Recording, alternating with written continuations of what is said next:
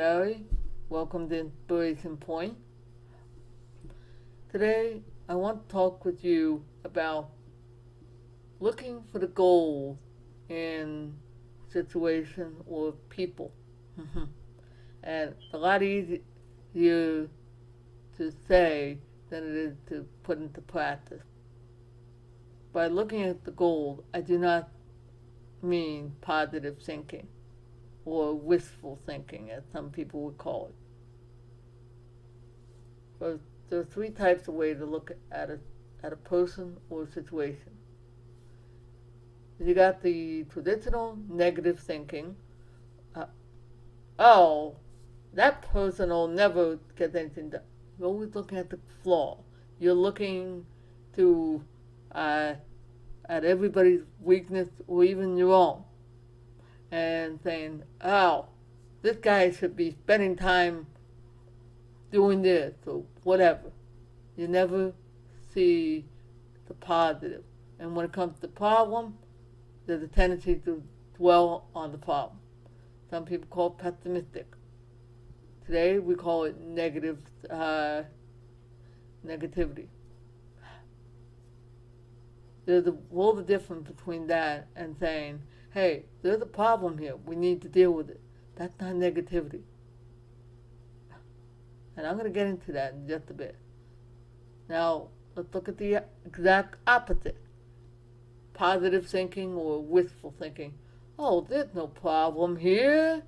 Just hop on the webcam and blurt out whatever comes to mind. Just go forward and be a positive influence.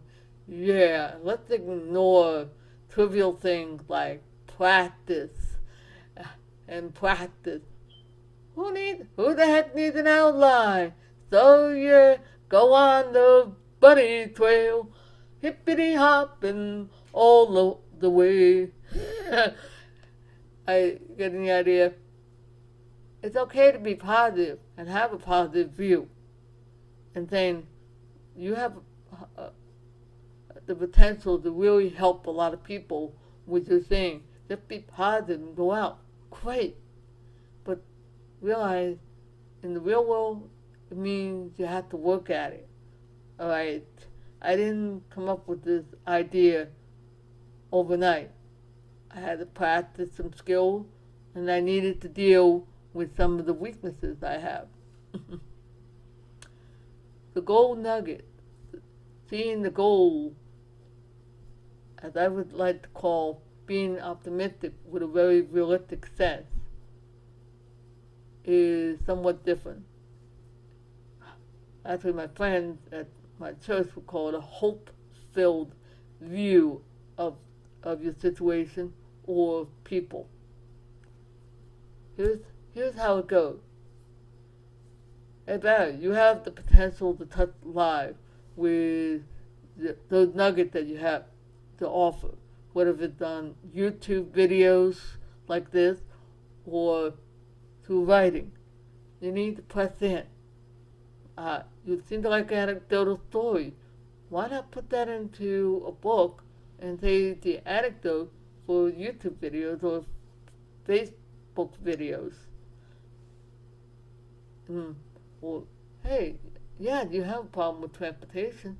Why not take advantage of Uber or see if somebody's able to give you a lift? Look, recognize the reality and truth that is needed to deal with the problem and deal with it. And have a hope feel. Say, hey, I have a small audience. It will eventually grow. But I've got to focus on my craft and honing it so people will say, ooh, I want to share this. Are you getting the idea?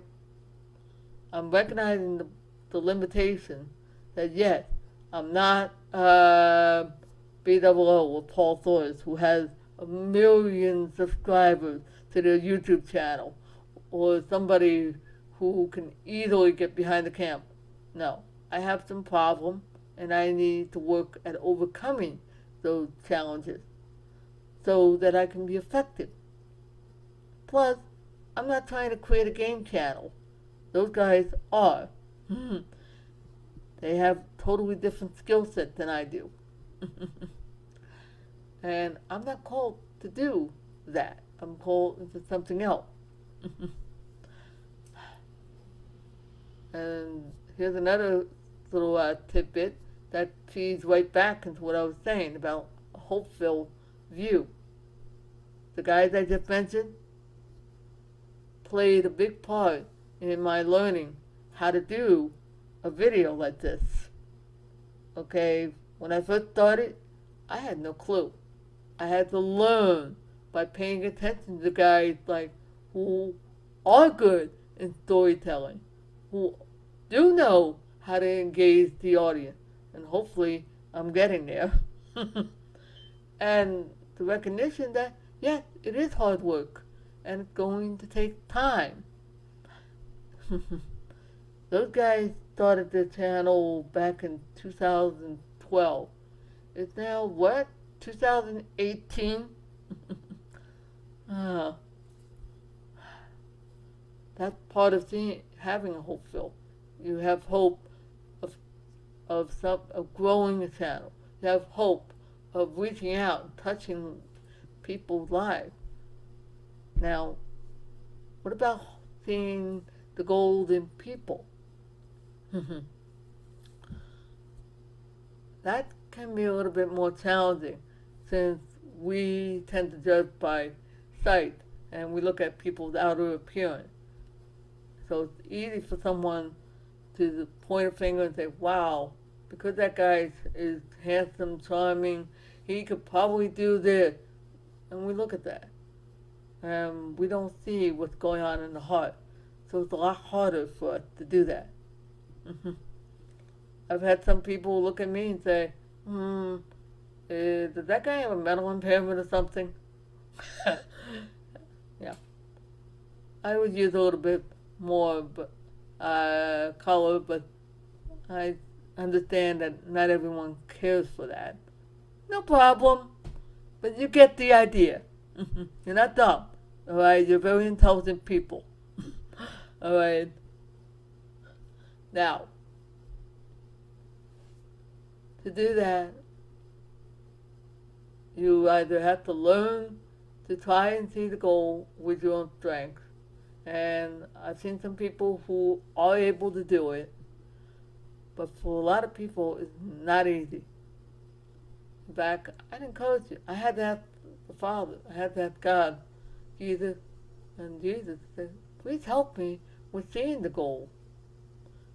Yes, Father, that guy who was very abrasive to me and critical is a pain in the butt, but help me to see what it is the way you see him. Help me to understand what's going on. He may give you a direct revelation, or more likely, he'll encourage you. Why don't you try talking with the man and get to know him? Listen. More often than not, you'll find out a lot. And so what? That's exactly what happened. That's how I got to know. Oh, wow. That guy had a very crappy father. Whoa. And he had a hard time dealing with other men because of the wound. And learn, either through the person or through the Holy Spirit, how can I minister to that person? Sometimes the best way is to be a friend and a child. Now, that's me. Somebody else, it can be a different story. That's why I would encourage you to seek God, ask Jesus for help. Don't be afraid of that. And don't be afraid to ask your friends who have that kind of view. How? It is something worth doing. And it's not always easy, but it is worth doing. I'd encourage you to go and do that and try. Hopefully you'll see some scriptures on the side with some encouragement.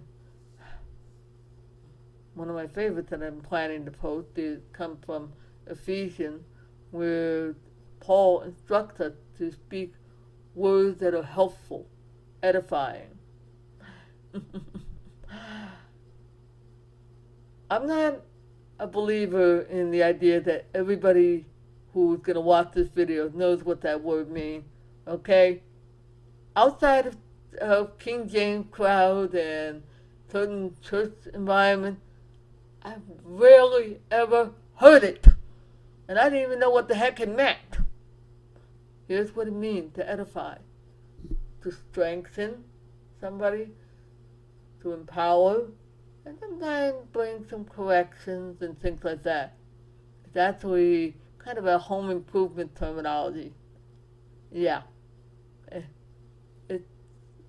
That's what it is. Sometimes you have to bring a correction and say, hey, no, you got some good methods, but you need to speak up and speak slowly enough so people have a chance to understand your voice. Hey, Barry, it would help if you develop an outline so you have an idea of what you want to say and cover.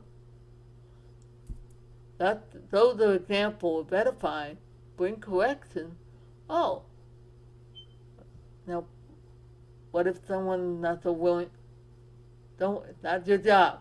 Just ask Jesus, Lord, I'm just going to leave this guy in your hand. It's not your job to drag the person. Okay, I'm dragging your butt over. And do it. No. Let God deal with it. Just do what it is the Holy Spirit is encouraging you to do. And it may be that you do need to challenge. But I would encourage, think, how would you like to be challenged? Would you? And let it. And the person may need prayer. I don't know. Alright. One of the things I don't want to do is run off on bunny trails. So I'll end this video here. I trust that this video is a blessing to you. Hope you had a great Labor Day weekend. Bye, and see you when I see ya.